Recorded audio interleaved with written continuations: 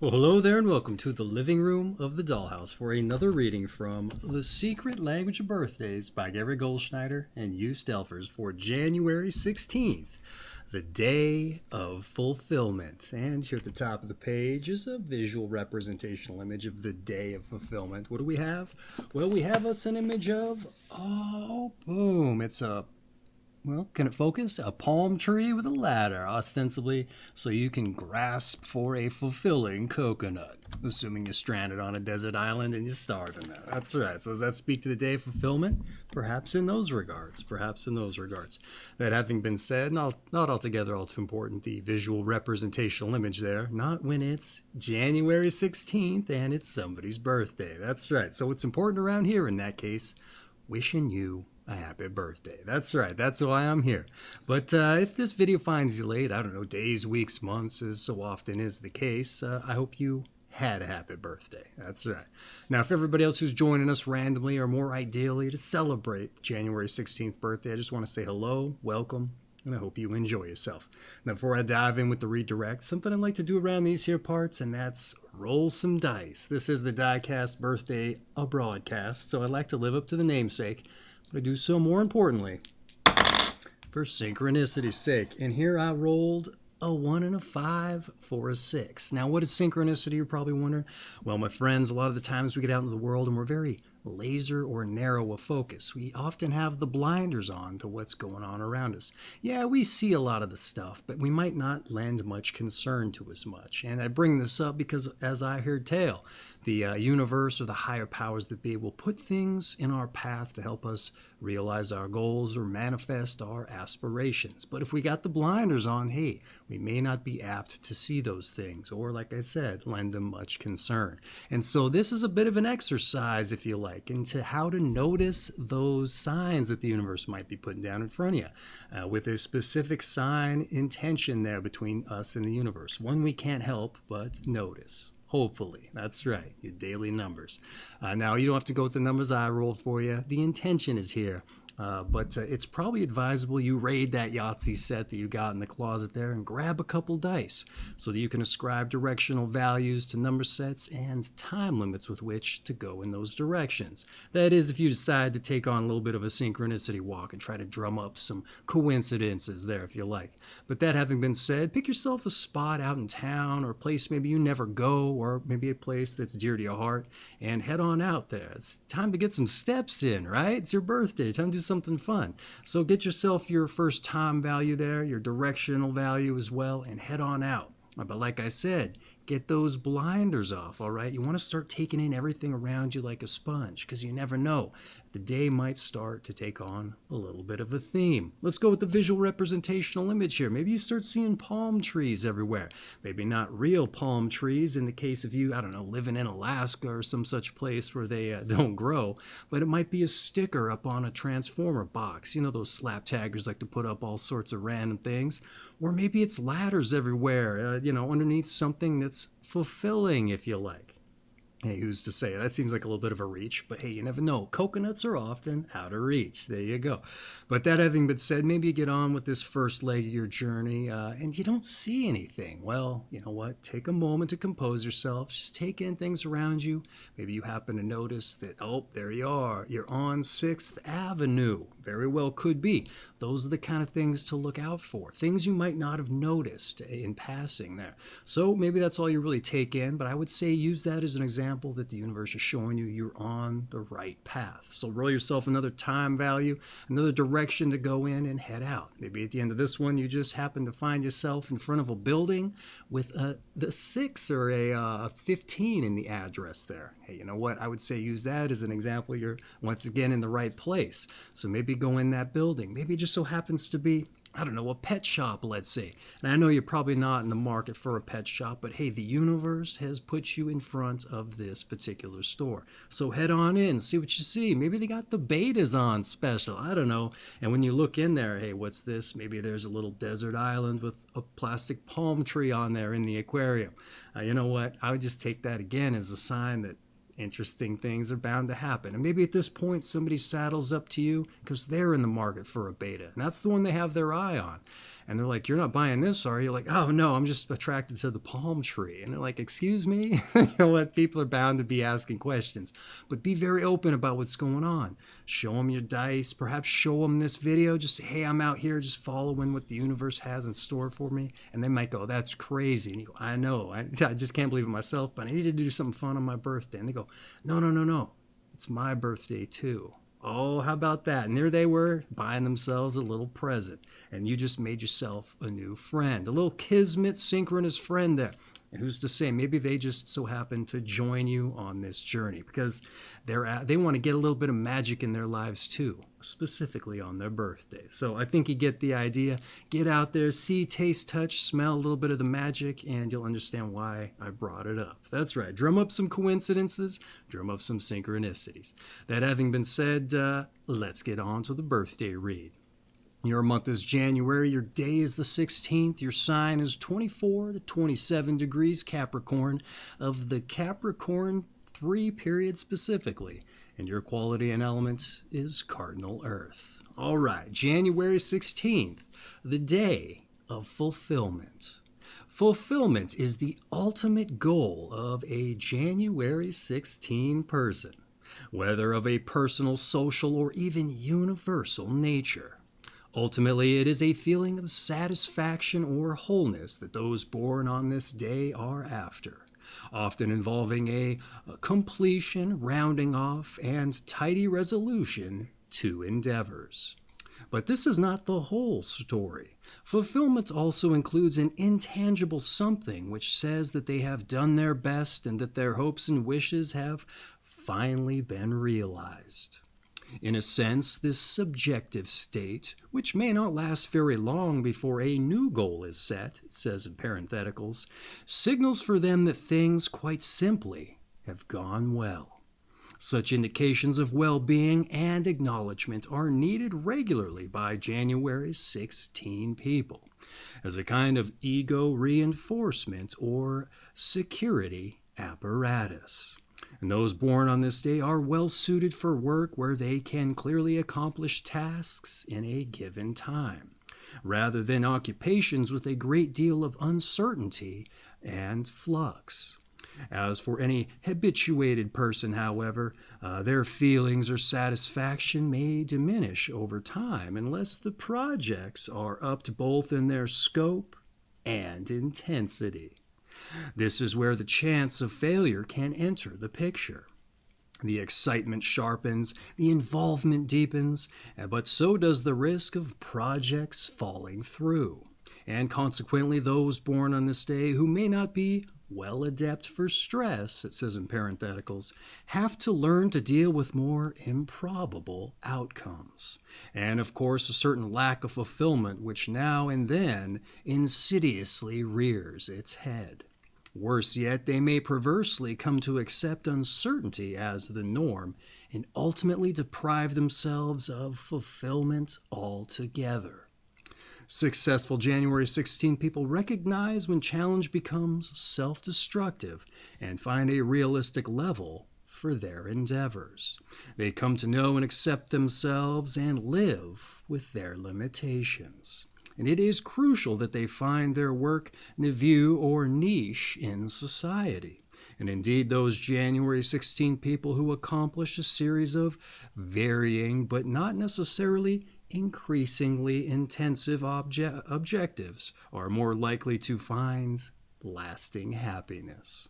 However, a new project beckoning over the horizon or a refusal to quit or retire from their professions are ever-present threats to such stability. January 16 people can drive themselves and everyone else around them to distraction unless they are able to accept the regularity of everyday life. And this goes very much for their interpersonal relationships as well. Perhaps those born on this day could more often seek fulfillment on the day-to-day, even minute-to-minute basis. And indeed, their personal success may well depend on their ability to focus on present concerns and find greater satisfaction in the matter at hand. All right. How about that for a birthday breakdown?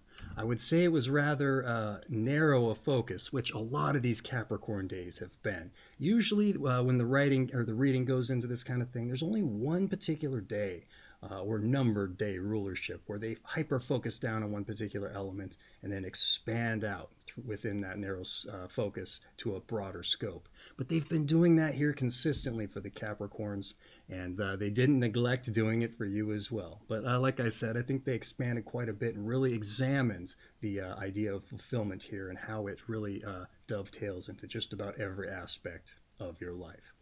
That having been said, I like to provide a little bit of a commentary here on what we just read, maybe make some connections to previous days, and I don't know, just drill down on anything I found interesting. So let's dive in, shall we? January 16th, the day of fulfillment. Fulfillment's the ultimate goal, the feeling of satisfaction or wholeness, and that comes with seeking an endeavor through to its end, or seeing one through to its end, rather.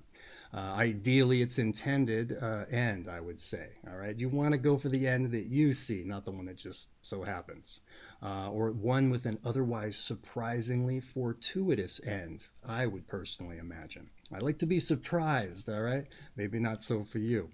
In addition, the reading relates that there's this intangible aspect that comes with the feeling of having done your best and/or realized your desired ends. Such things, especially when they are the result of untold amounts of work without an ultimate intended end, at least for me. But when they suddenly culminate into this perfect, out of nowhere resolve, that's what I consider magical. It's almost as if you planned it all along, but you didn't. You just started throwing things at the wall to see what would stick, and inevitably, boom, you had a complete picture that you just didn't expect. I just live for that particular chase myself. That's what I consider magical. And I completely understand that moment not lasting very long. The magic may last a mere moment, and then there you are back at square one. I don't know, chasing after it again. All right. The reading claims such dynamics are a kind of ego reinforcement that you may derive your sense of security from. And an occupation that provides you with such specific kinds of payoffs in a consistent, regular fashion may serve you better to such ends than, say, any sort of magic that I chase there. Ones you can't predict. And those which aren't consistent, and they're pretty much chanced into randomly. But interestingly, perhaps unfortunately, you may find yourself needing greater returns, the reading was saying, at least over time. So the regular payoffs, they're kind of like a drug to you, I would say. And maybe that first feeling of that drug is just, you can't compare to it, right? But then nothing else feels like that first time. So you're constantly getting after it, and things just, they never pay off the same way. I think you get the idea. So it makes sense that this is where the failure may present. Rolling the dice on chance, which I would argue is probably where you should lean in anyway. At least that's my take on it. The guarantees aren't great, but you know what? Over time, or I said guarantees are great, but over time they become kind of rote. I think this is kind of what they're trying to say here. But if challenge becomes self-destructive, and here's where I think they're warning against, I can see why they don't want you to go into that particular role. You might have a totally different way of looking at this kind of thing than I do. I see a lot of it to be like, it's not as magical if it doesn't happen in that surprising way. You may need it to happen in a regular, guaranteed fashion. But I do find it interesting that they recommend against it for you. It does beg the question, however, where you found this original self-perpetuating, otherwise now boring fulfillment, however. I mean, where is that found? I don't know myself. It might be kind of interesting to drop into a job that does that for you. Maybe data entry is the thing. But as boring as that might be, hey, you're always going to be filling the page, and there's always an end point. And that can be fulfilling, I suppose. Though I don't think that's what they're getting at. Any event, what do we have here? They claim a perverse norm for you may then be accepting uncertainty as normal. And depriving yourself of fulfillment might be the case there, whereas I thought that was just normal, at least in my case. So it's a crazy dynamic altogether that I never necessarily thought of, although I recognize it in myself. I never thought it would apply to somebody's birthday, not at all. But again, the advice that they advance for you to find satisfaction uh, in the matter at hand, I would say is huge. Okay, to really drill down on what's going on in front of you, kind of like the dice there. All right, you got to take notice of things. And then here, what else did I say? No matter who you are, I'd say that's valuable. So it's one of the most narrowly focused days I've come across here, and hyper-examines birthday breakdowns to be sure. But I also think it's infinitely interesting, but I would have liked them to expand it just a little, rounded it out just a bit more, to say like what your life is like as a parent, or maybe your childhood, or what your interpersonal relationships are like. They kind of went over it broad stroke, but again, I think it would have been interesting if they dropped into it more. But who's to say? Maybe they will as we get on with the read and dive into your numbers and your planets. All right, here we go. Those born on the 16th of the month are ruled by the number 7 and the watery planet Neptune. Those ruled by the number 7 often fail to follow through on their ideas and can get out of touch with reality easily. Particularly true for January 16th people if they overstep their limits. Neptune is the planet of dreams, fantasies, and religious feeling, which, coupled with the Saturnian influence of their sign Capricorn, grants those born on this day material luck if they can keep themselves under control. All right. Highly personalized numbers and planets for you today. Sometimes they don't do that. But hey, what did I have to say? Let's dive back into the notes here. The number 7 in the planet Neptune for a penchant to often fail at following through on your ideas and getting out of touch with reality. All right, the watery planet of dreams and visions there. And that just can't be helped, I suppose. Especially if you overstep your limits, apparently, whatever those limits may happen to be. They don't necessarily say. But coupled with the constrictive planet Saturn, which speaks to structure, taking responsibility for one's actions, as well as strong personal values. And if you can keep yourself under control, whatever that means, like we said, material luck is said to present for you, interestingly. And this was first mentioned on the last Neptune-Saturn day, but it hasn't popped up since. So it might just be specific to Neptune-Saturn ruled days. And what's also interesting is that material luck only seemed to present with the planet Jupiter, and here that's nowhere to be found. So I find it interesting this is popping up for you. But the question is why, I would say. So just get yourself under control, apparently, if you're looking for some of that luck. To that end, I bet you would love some of the otherwise inconveniently lacking context there. That's right. How do I get myself under control for that luck? I'd like to know, but they don't tell us. So in any event, that's been your numbers and your planets.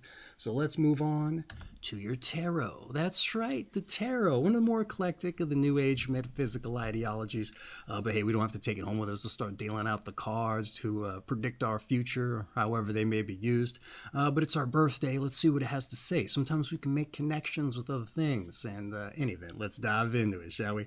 The 16th card of the major arcana is the Tower, which in one version of the tarot shows both a king falling from a lightning-struck tower and the building of this tower being killed by a blow to the head. The tower symbolizes the impermanence of not only physical structures, but also of relationships or vocations in our lives. The positive elements of this card include overcoming catastrophe and confronting challenges. However, the Tower cautions against rising unjustifiably high and risking destruction at the hands of one's own invention, as well as succumbing to the lure of fanciful enterprises. All right, a little too much dream in there, apparently. All right, what I have to say about the tarot here. The Tower, a once-a-month card. It symbolizes impermanence of relationships and vocations, with positives of overcoming catastrophe and confronting challenges, and a warning against rising unjustifiably high and risking your own self-destruction.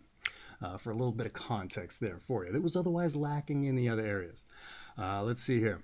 And if one takes into account the vulnerability you may experience chasing after greater fulfillment, and at the risk of not finding any at all, and such realities becoming the new normal for you, I would say that the actualization of one devastation alone makes the card more than apt for you. Or as the reading may call it, the lure of such otherwise fanciful enterprises. All right, so take caution, all right, but then again, you may get lucky, assuming you keep yourself under control. That's right. Once again, whatever that means. So yeah, just don't rise unjustifiably high, okay, or risk catastrophe. So that's been your tarot. A lot of times these are difficult to kind of make a pen or make fit into what we've read in the breakdown. But here I think it does fit in there if we do a little bit of homework. I don't know if that's the ultimate aim, but hey, that's what I've been doing with it. So in any event, that's been your tarot. Let's move on to your health. All right, your health. Those born on January 16 are capable of having long and healthy lives, as long as they do not subject themselves to an excess of stress. On the other hand, if they are lucky enough to find a suitable life for themselves where they feel contented, they must guard against complacency and its physical manifestations, such as weight gain, listlessness, mental dullness, etc. Vigorous physical exercise, including competitive activities of many types, individual sports with challenge of personal athletic goals, and group workout routines are all suggested. As far as diet is concerned, cutting down on dairy and meat products, pastries and sugar, and emphasizing fresh vegetables and grains help reduce body fat and increase alertness. Regular sleep patterns are necessary, but too much sleep can work against an active lifestyle. All right, pretty well-rounded health entry today, to be sure. Don't often do that, interestingly. What I have to say here, a long and healthy life provided you don't subject yourself to excess stress. All right. What isn't mentioned here, which is anomalous considering it does for just about every other health entry this period, is the dynamic of what do we got here? Holding on to the contentment seems to arise, but here there's a warning against it with the negatives here, insofar as there's a risk of losing that fulfillment. At least it would ironically seem. So maintain your fulfillment, but don't take it for granted, perhaps. Also, the Capricorns, they're always going after the job, even if they're not necessarily suited for as much. They're always like, I'm taking on this thing because I can do it. And they're not going to admit failure, even if they're staring it down in the face. And they take on a lot of stress for as much. So here's why they kind of talked about not taking on excess stress. What else do they have here? They mentioned a particular kind of diet that cuts out dairy fat as well as animal fat. And the Capricorn body area is the skeleton and the arteries, or the veins, if you like. And so as far as I'm concerned, I think they're trying to tell you not to take on too much cholesterol so you can take care of those aspects of your body. A lot of the times they also mention the skeleton and the joints, so take your glucosamine and your chondroitin. They also say vegetables, or not vegetable supplements, your minerals and vitamins. So I would assume that means your calcium. Got to take care of that skeleton there. What else do they have here? Regular sleep. Okay, this one's interesting because that always comes up, by and large, for Neptune individuals. The day of dreams and visions. And they also often say they need their dream time. So perhaps consider that. But I don't know why they didn't mention it. That being said, the increase of alertness by cutting out the sugar and all that other stuff, I think that's the first time they've mentioned that that's the purpose of as much. So it'd be nice if they provided that context on other health entries. That having been said, that was your health. I went over what I said at the very top of the notes there. Didn't really make much sense to me as I was reading it, so hopefully it makes sense as you were listening to it. I know it did when I was writing it, but that being said, sometimes, we're just on autopilot reading stuff, and as I was trying to process it, I'm going, what does this even mean? So hopefully it meant something, but I just couldn't make the things connect in my mind as I was doing so. So just a little bit of forewarning there if I didn't make any sense. Oftentimes I'll listen back to the video and it was fine, but who's to say? In any event, that's been your health, so let's move on to some advice. All right, I know we got a little already. Let's see if they reiterate as much. Make a realistic assessment of your abilities, all right, and keep your nose to the grindstone. But don't take on more than you can handle. On the other hand, remain active and avoid complacency. Pay sufficient attention to your relationships. All right. Kind of rote, generalized advice there. I don't know. There's a lot of value in that, I would say, but kind of a generalized form of fashion there. Kind of interesting because a lot of these days, the advice is just so tailored to the individual. Maybe it is here too. I'm just not picking up on it. But what did I have to say here? Make realistic assessments of your abilities. All right. Neptune rulership is said to make dreamers of folks. And I don't know if that's where they're coming from, but Capricorns are also committed to their efforts and sometimes to the extent of not giving up, even on losing propositions.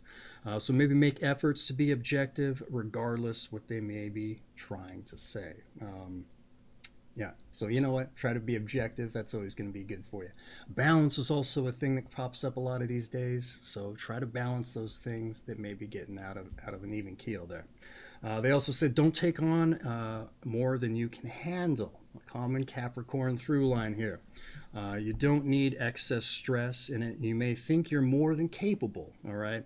And maybe you are. But to what ends, okay? More requests to do more work? Yeah, that's right. At some point, it's going to get out of hand, all right? What else do they have? Avoid complacency, all right? We've read the risks as they went over it earlier. Be measured, find balance, like I said there.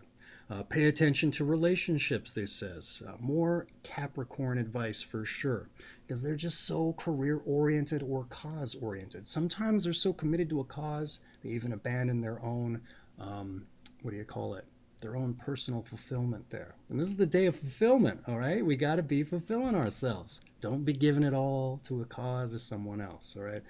Save a little bit for yourself and be selflessly selfish to some extent, all right? You're important too. What else do we have? All in all, valuable advice, but kind of like I said, rather rote, somewhat impersonal, surprisingly, at least by my take. So in any event, that's been your advice. So let's move on to your meditation. That's right. It's your birthday. You get a meditation. All right. Stretch only as high as you can, but a stepladder may help you reach a bit higher than that. All right. I like this one for you, specifically with a few of the elements baked into the read itself. They don't often do that. Once more, stretch only as high as you can, but a stepladder may help you to reach a bit higher than that. All right, that's your meditation. It's your birthday. I'm not going to throw some interpretation or spin on it. Not outside of what I already did, but I also showed you the ladder and the palm tree. So, hey, it's not like you don't have the same amount of information I have. So, in the event, your meditation, your birthday. That having been said, your meditation in the can, let's move on to your strengths and your weaknesses. That's right. Let's be objective, like I said, and hold up the objective mirror. See where we got the girth there and where we're otherwise a little more atrophied, if you like. All right, that's right. Your strengths and your weaknesses. Your strengths, you're diligent, you're steady, and you're thorough. All right. Still diligent, steady, and thorough. But your weaknesses, let's hold that objective mirror up, but flip it to the side that blows up your face. Maybe shows off some of the things you're otherwise insecure about there, at least superficially perhaps. Your weaknesses. You only get 2. Most times it's 3, only 2. All right, your weaknesses. You're habituated and you're stressed. Stressed. That one feels like a little bit of a cop-out. That's a common Capricorn trait there. Any event, hey, you know what? A lot of times I like to argue sometimes our weaknesses are strengths themselves. It just depends on the situation. Other times, too, I see the weaknesses and strengths trade back and forth, sometimes between the days there. It just depends on the personality. I also like to say, if you do want to take care of your weaknesses, I think your strengths are going to help you do as much. You're diligent. Hey, you're committed to doing as much. You're steady. You're going to keep an even keel there, I would say, and you're thorough. Interestingly, these things are a bit of a trend breaker as far as Neptune's concerned. A lot of times, Neptune is all over the place. So if this is the case, sounds like Saturn is maybe keeping you even keeled there, perhaps, with its more conservative nature. But I also like to say, don't get rid of your weaknesses altogether, because they make us who we are. All right? So that being said, your strengths and weaknesses having been relayed, let's move on to those born on this day. And we get into those born on this day. Not only do we get to see who shares your company, but something I like to do is go over this with through the prism of trying to figure out our passions. Because too often I get out in the world and meet folks and ask them what they do, and more importantly, if they like it, and they don't. I think, folks a lot of times just get out of school, get right into a job to help make ends meet, and the fatal flaw there is that at the root of it, it was never something they necessarily like to do. But sometimes it's hard to even figure out what we like to do, and not to mention find a job that allows us to do as much. So here I think this is just a perfect opportunity to start examining, figuring out our passions from that particular perspective by seeing what other folks did. Because if there's anything I could wish for you on your birthday, it's that you're chasing after something that you find fulfilling. That's right, the day of fulfillment. You should understand completely. Something that we're eager to jump out of bed in the morning and get after. Because, we only have so much time on this earth, so we might as well be doing something that we like, that we have a passion for, and we're eager to do. So I know it's a big-ass tall order, but hey, maybe me just putting the bug in your ear about it help you stir up the fires. So let's get into it here. Those born on this day. We have Diane Fossey. There's no E at the end of that, so I'm assuming it's pronounced Diane. A naturalist and fought to protect mountain gorillas in Rwanda. Also the writer of Gorillas in the Mist and the subject of a film, and apparently murdered. I didn't know that part of it. Jeez. We also have Ethel Merman, a Broadway singer and stage and film actress. Francisco Scavuglio, a fashion photographer. Dizzy Dean, baseball pitcher and four-time National League strikeout and completed games leader. And the last National League pitcher to win 30 games, it says, and also an MVP. We have A.J. Foyt, an all-time great auto racer, four-time Indy 500 winner, seven-time U.S. AC kart champion. Susan Sontag, an essayist, novelist, and responsible for Death Kit, and also a philosophy professor and a critic. And we have Fulgencio Batista, a Cuban dictator and coup general. We also have Marilyn Horne, an opera and concert singer. Norman Podhoretz, perhaps, a writer of Why We Were in Vietnam, and a magazine editor of Commentary, it says. We also have William Kennedy, a journalist and Pulitzer Prize-winning novelist responsible for Ironweed, and also a screenwriter. We also have Irving Mills, a music publisher and a composer, as well as a lyricist. And it says, it don't mean a thing if it ain't got that swing. At least he was the singer of as much, it says. We have Edward A. Brennan, a corporation executive, and a Sears and Roebuck chairman. We also have T.S. Matthews, a journalist and a Time magazine editor. We also have Allard K. Lowenstein, a U.S. Congressman of New York, an ADA head, a lawyer, and a political strategist here. We also have Gordon Craig, a designer. It says Isadora Duncan's lover, apparently. Robert W. Service, an English-born Canadian poet. Paul Gottlieb, a publishing executive. And it says here, American Heritage president. And also says Harry Abrams. Not quite sure if maybe that's his pen name or something. We also have Laura Riding, a poet and a critic, as well as a writer. Andre Michelin, a French tire manufacturer. And Brian Fernejo, Let's see here. A British experimental composer. And I am sure I butchered some names in there, so let's make up for it on my side of things by doing some butchering. It's not done in malice, it's just hooked on phonics. Doesn't always work for me with names there. But that having been said, that have been those born on this day. Like I said, I know it's a big-ass tall order. Take inspiration from other folks' passions, as it were. And what's interesting is I didn't necessarily see the way that the theme of fulfillment reckoned into this. But hey, you know what? I'm just sure that takes a little bit of homework. I don't do my homework on the names so much because I like to be surprised just as much as you probably are. That having been said, like I said, you know what? Maybe me just mentioning all of this, going over it, hearing something in there, it's going to help you stir up the fires. Because once again, if there's anything I can wish for you on your birthday, it's that you're chasing after your passions and carving out some time to put in the effort to figure that out. That having been said, that essentially rounds out your birthday read, except to say your season is winter, your sign once again is Capricorn, of the Capricorn III period specifically, and your quality and element is Cardinal Earth. And this has been January 16th, the day of fulfillment. That's right. I don't know if we made the palm tree and the ladder necessarily work in respect to what was going on in the reading, reaching for fulfillment maybe. I don't know, but altogether not altogether all too important. All right, sorry. But that having been said, this has been The Secret Language of Birthdays by Gary Goldschneider and you Stelfers. I have an affiliate link for this book down in the description. If you're interested in picking up a copy and getting through it quicker than I could for you, also diving in with the zodiac periods, maybe the birthdays of other individuals, you know. It makes a great coffee table book, especially if you're going to host a party. Break this thing out and crack some of that ice open. That's right. Get the conversation started for better or for worse. But that having been said, the book not altogether all too important. Not in the scheme of things, like I said at the top. And that, what is that? That I'm wishing you a happy birthday. That's what's important around these here parts. So once again, happy birthday. But for everybody else who joined us randomly or more ideally to celebrate the January 16th birthday, I just want to say, hey, I hope you enjoyed yourselves and you geared up and ready to hear your birthday reading. So I look forward to joining you for that. That having been said, it's been a pleasure to celebrate your birthday with you. I thank you for the privilege of your time. And once again, happy birthday. And lest I forget, your daily numbers. Get out there and let the universe show you it's with you on your path. See, taste, touch, smell, intuit, a little bit of the magic, drum up some synchronicity and coincidences, and understand why I brought it up in the first place. Once again, happy birthday. Take care of yourselves. Find some fulfillment, too. That's right. Keep after it.